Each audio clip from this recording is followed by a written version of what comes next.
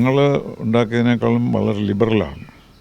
ഞങ്ങൾ പറഞ്ഞിരുന്ന fees government fix ചെയ്യും, ഗവൺമെൻറ് റെപ്രസെൻറ്റേറ്റീവ് കാണും, അവരെ പ്രോഫിറ്റ്സ് കൊണ്ടുപോകാൻ പാടില്ല എന്നൊക്കെ സ്ട്രിഞ്ചൻ്റായിട്ടാണ് വെച്ചിരുന്നത്.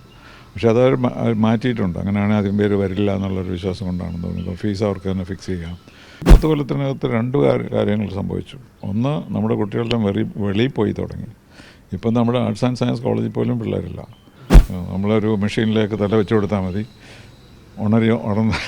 ഉണർന്ന് വരുമ്പോൾ ഷേക്സ്പിയർ എക്സ്പേർട്ട് ആകും. അങ്ങനെയാണ് വരാൻ പോണത്. Whole thing can be injected into you. ഒരു സ്വപ്നം സാക്ഷാത്കരിച്ച പോലെയാണ് എന്നെ സംബന്ധിച്ചിടത്തോളം. ഞാനിത് 2011 ഇത് ചെയ്യാൻ ശ്രമിച്ചത്.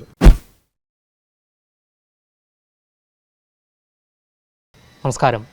2016 വിദേശ സർവകലാശാലകൾ നമ്മുടെ സംസ്ഥാനത്ത് വരണം എന്ന് പറഞ്ഞതിനെ തുടർന്ന് ക്രൂശിക്കപ്പെട്ട ഒരു വ്യക്തിയാണ് ഇന്ത്യയുടെ മുൻ അംബാസഡറും നയതന്ത്ര വിദഗ്ധനുമായ TP ശ്രീനിവാസൻ.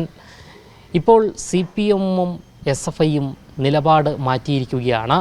നമ്മുടെ സംസ്ഥാനത്ത് സ്വകാര്യ സർവകലാശാലകൾ വരണം എന്ന ഉറച്ച തീരുമാനത്തിലെത്തിയിരിക്കുന്നു. ഈ ഒരു സാഹചര്യത്തിൽ നമ്മളോട് പ്രതികരിക്കുകയാണ് TP ശ്രീനിവാസൻ സാർ. ഈ വിദേശ സർവകലാശാലകൾ വരണം എന്ന് പറഞ്ഞതിനെ തുടർന്ന് ക്രൂശിക്കപ്പെട്ട ഒരു വ്യക്തിയാണ് താങ്കൾ. ഇപ്പോൾ സ്വകാര്യ സർവകലാശാലകൾ വരണമെന്ന് CPM-ഉം SFIയും ഒരേ സ്വരത്തിൽ പറയുന്നു. ഈ നയംമാറ്റത്തെ എങ്ങനെ നോക്കിക്കാണുന്നു ഇപ്പോൾ സാർ? ഒരു സ്വപ്നം സാക്ഷാത്കരിച്ച പോലെയാണ് എന്നെ സംബന്ധിച്ചിടത്തോളം. ഞാനിത് 2011 ഇത് ചെയ്യാൻ ശ്രമിച്ചത്. അപ്പോൾ അതിന് വളരെയധികം എതിർത്തു. പിന്നെ കോവളത്തൊരു ഇൻ്റർനാഷണൽ കോൺഫറൻസ് ഉണ്ടായിരുന്നു. അവിടെ വെച്ച് അവരെന്നെ ഫിസിക്കലായിട്ട് അറ്റാക്ക് ചെയ്തു. അത് കഴിഞ്ഞ് പിന്നെ ഗവൺമെൻറ് മാറിയതുകൊണ്ട് കൂടി എല്ലാം കാണാതായി. ഞങ്ങളുടെ ഡോക്യുമെൻറ്റേഷനൊന്നും ആരും ഉപയോഗിച്ചില്ല. പക്ഷേ ഈ ഗവൺമെൻറ് കഴിഞ്ഞ 2 വർഷമായിട്ട് ഇതിനെപ്പറ്റി സംസാരിക്കുന്നുണ്ട്. പക്ഷേ അവർക്കും ഒരു ക്ലിയറായിട്ടൊരു വ്യൂ ഇല്ല. നല്ലതാണോ ചീത്തയാണോ വേണം എന്നൊക്കെ പറയുന്നുണ്ട്. അപ്പോൾ ഇപ്പോഴവർ ഇന്ന് ബില്ല് പാസ്സാക്കിയോന്നറിയില്ല. അസംബ്ലിയിൽ ഇന്ന് വരുമെന്നാണ് കേൾക്കുന്നത്. അപ്പോൾ അവർ വിദേശ സർവകലാശാലയെ പറ്റി അല്ല പറയുന്നത്, പ്രൈവറ്റ് യൂണിവേഴ്സിറ്റിയെ പറ്റിയാണ്. വിദേശ സർവകലാശാലകളെ കൊണ്ടുവരാൻ നമുക്ക് അധികാരമൊന്നുമില്ല. അത് സെൻട്രൽ ഗവൺമെൻറ്റിനെ പറ്റുള്ളൂ, പാർലമെൻറ്റിൻ്റെ അപ്രൂവലുമാണ്. So we are not dealing with that. ഞാനും അതിനെപ്പറ്റി പറഞ്ഞിരുന്നില്ല. വിദേശ സർവകലാശാലകൾ വരുന്നത് നല്ലതാണെന്നല്ലാതെ നമുക്കതിന് തീരുമാനമെടുക്കാൻ പറ്റില്ല. പക്ഷേ അതിന് ഞങ്ങളൊരു ബില്ലൊക്കെ തയ്യാറാക്കി വെച്ചിട്ടുണ്ട്. അപ്പോൾ ഇവരിപ്പോൾ ചെയ്തിരിക്കുന്ന നിയമം ഞങ്ങൾ ഉണ്ടാക്കിയതിനേക്കാളും വളരെ ലിബറലാണ്. ഞങ്ങൾ പറഞ്ഞിരുന്ന ഫീസ് ഗവൺമെൻറ് ഫിക്സ് ചെയ്യും, ഗവൺമെൻറ് റെപ്രസെൻറ്റേറ്റീവ് കാണും, അവരെ പ്രോഫിറ്റ്സ് കൊണ്ടുപോകാൻ പാടില്ല എന്നൊക്കെ സ്ട്രിഞ്ചൻ്റായിട്ടാണ് വെച്ചിരുന്നത്. പക്ഷേ അതവർ മാറ്റിയിട്ടുണ്ട്. അങ്ങനെയാണെങ്കിൽ അതിന് പേര് വരില്ല എന്നുള്ളൊരു വിശ്വാസം കൊണ്ടാണെന്ന് തോന്നുന്നത്. ഫീസ് അവർക്ക് തന്നെ ഫിക്സ് ചെയ്യാം, minister will not be on the board, അങ്ങനെയൊക്കെ കുറച്ചും കൂടി ലിബറലായിട്ടാണ് അത് ചെയ്തിരിക്കുന്നതെന്ന് വെച്ചാൽ അതാണ് സെൻട്രൽ ചെയ്തിരിക്കുന്നത്. സെൻട്രലിലെ അത്രയും ലിബറലാക്കിയിട്ടുണ്ട് ഇവിടെ.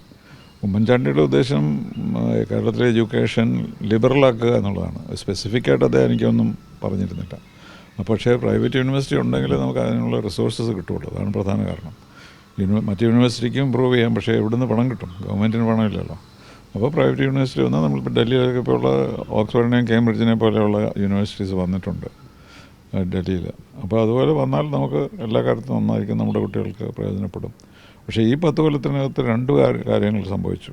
ഒന്ന്, നമ്മുടെ കുട്ടികളുടെ വെളിയിൽ പോയി തുടങ്ങി. ഇപ്പം നമ്മുടെ ആർട്സ് ആൻഡ് സയൻസ് കോളേജിൽ പോലും പിള്ളേരില്ല. അപ്പോൾ ആരെങ്കിലും പുറത്തുനിന്ന് വന്ന് ഇവിടെ യൂണിവേഴ്സിറ്റി ഉണ്ടാക്കുമോ? ഒരുപക്ഷേ ഇവിടെയുള്ള ചില കോളേജുകൾ യൂണിവേഴ്സിറ്റി ആയി മാറിയെന്ന് വരും. ഇപ്പോൾ ഇത് മാറിയവനീസ് കോളേജോ, ചങ്ങനാശ്ശേരിയിലെ SB കോളേജോ, അല്ലെങ്കിൽ രാജഗിരിയോ, അങ്ങനെയുള്ള നല്ല ഇൻസ്റ്റിറ്റ്യൂഷൻസിനും റിസോഴ്സസും ഉള്ളവരാകുമ്പോൾ അവർക്ക് അത് പ്രൈവറ്റ് യൂണിവേഴ്സിറ്റി ആകെ മാറ്റാം.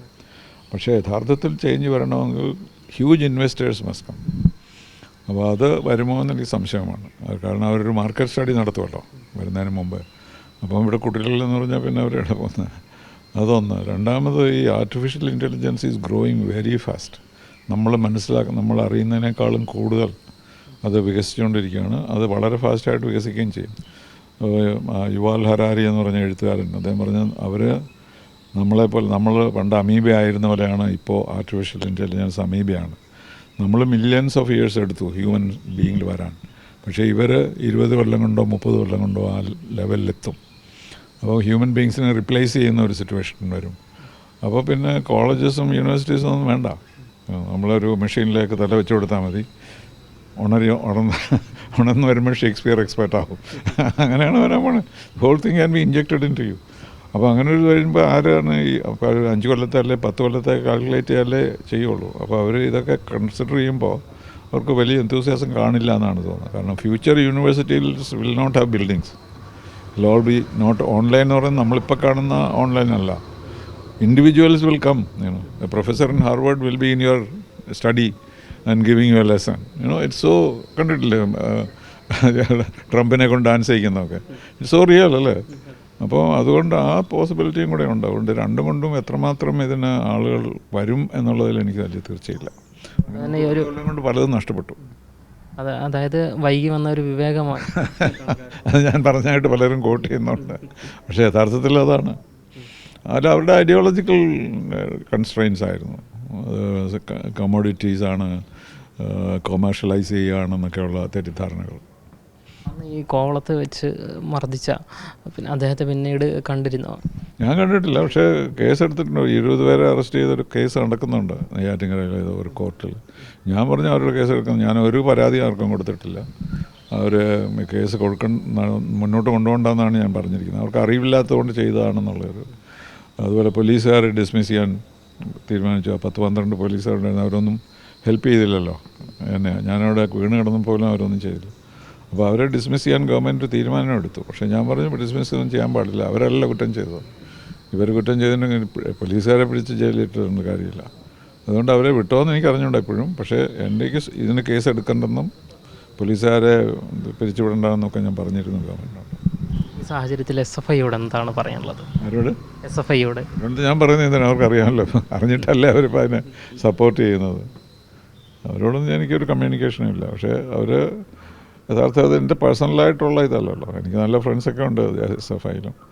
പക്ഷേ അവർ ഫോഴ്സ്ഡ് ഐഡിയോളജിക്കൽ ബേസിസിൽ ഇപ്പോൾ അവരതിനെ സപ്പോർട്ട് ചെയ്യുന്നു. ഇപ്പോൾ ഈ സോഷ്യൽ മീഡിയയിലൊക്കെ ഒരു പ്രചരണമുണ്ട് ഈ സാറിനോട് ഈ ഒരു സാഹചര്യത്തിൽ മാപ്പ് പറയണമെന്നുള്ളത്. ഞാനൊരിക്കലും അതൊന്നും ആവശ്യപ്പെടില്ല.